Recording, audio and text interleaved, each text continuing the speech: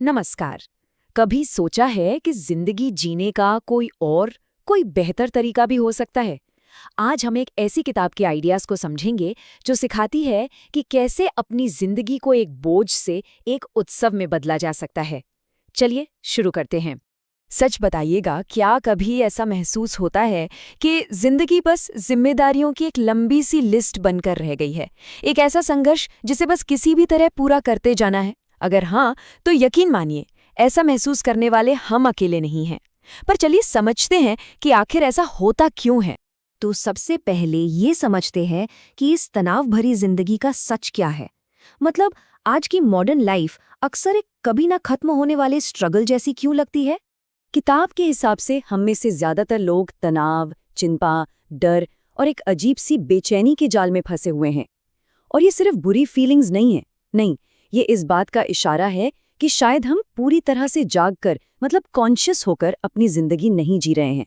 और इस पूरे चक्र की जड़ क्या है? समय का जाल। या तो हम अपने बीते हुए कल, अपने पास्ट के बोझ को कंधों पर ढोते रहते हैं, या फिर आने वाले कल यानी फ्यूचर की चिंताओं में डूबे रहते हैं। और इस चक्कर में हम उस अकेले पल को खो देते हैं जो असल में मौजूद है, ये पल, अभी। तो फिर इस जाल से निकलने का रास्ता क्या है? जवाब छिपा है अभी में जीने की शक्ति में। चलिए देखते हैं कि जिंदगी का सबसे जरूरी, सबसे महत्वपूर्ण पल आखिर है कौन सा।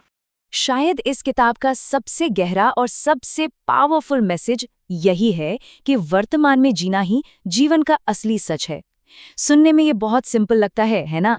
लेकिन जो इसे सच में समझ लेता है, असली शांति और खुशी उसी को मिलती है। लेकिन सवाल ये उठता है कि वर्तमान में रहें कैसे? इसका जवाब है अपने मन को, अपने माइंड को शांत करने की कला में। क्योंकि ज्यादातर बार हमारे दुखों की जड़ कहीं बाहर नहीं होती, बल्कि हमारे अपने मन के अंदर ही होती है। इसके लिए किताब एक बहुत ही कमाल की टेक्निक बताती है, साक्षी भाव। इसका मतलब है अपने ही विचारों को एक दर्शक की तरह देखना, बिना उन्हें अच्छा या बुरा कहे, बिना उनसे जुड़े, बस उन्हें आते और जाते हुए देखना। इसे करने का तरीका बहुत ही आसान है। पहला, बस अपने विचारों को आते जाते हुए देखिए। दूसरा, उन्हें जज मत करिए कि ये सही है या गलत। तीसरा, उन्हें बिना किसी अटैचमेंट के गुजर जाने दीजिए। और चौथा, दो विचारों के बीच जो खाली जगह होती है ना, उस शांति को महसूस कीजिए। यही है मन को शांत करने की चाबी। और जैसे ही हम अपने मन को शांत करना सीख जाते हैं, एक कमाल की चीज होती है, हम खुशी के असली सोर्स, असली स्रोत को खोज पाते हैं। ये किताब हमें सिखाती है कि खुशी बाहर की चीजों में नहीं, बल्कि हमारे अंदर ही छिपी हुई है। जरा सोचिए, पैसा, रुतबा या दूसरों की तारीफ, ये सब हमें कुछ देर के लिए अच्छा फील करा सकते हैं, लेकिन असली और टिकाऊ खुशी तो अंदर से आती है। कब? जब हम खुद को अपनी सारी कमियों के साथ अपनाना सीख लेते हैं, जब हम खुद से प्यार करना सीखते हैं, तब जिंदगी अपने आप आसान लगने लगती है। और यही सेम चीज हमारे रिश्तों पर भी लागू होती है।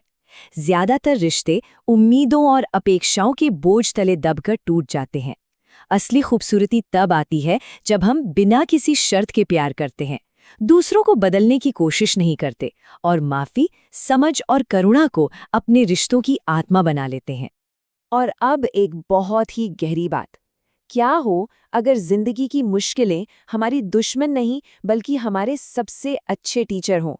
ये किताब कहती है कि हर चुनौती, हर मुश्किल हमें कुछ नया सिखाने और हमें एक बेहतर इंसान बनाने का एक मौका देती है। तो इन सभी आइडियाज को जब हम एक साथ जोड़ते हैं ना, तो हम सचेत जीवन के असली लक्ष्य पर पहुंचते हैं।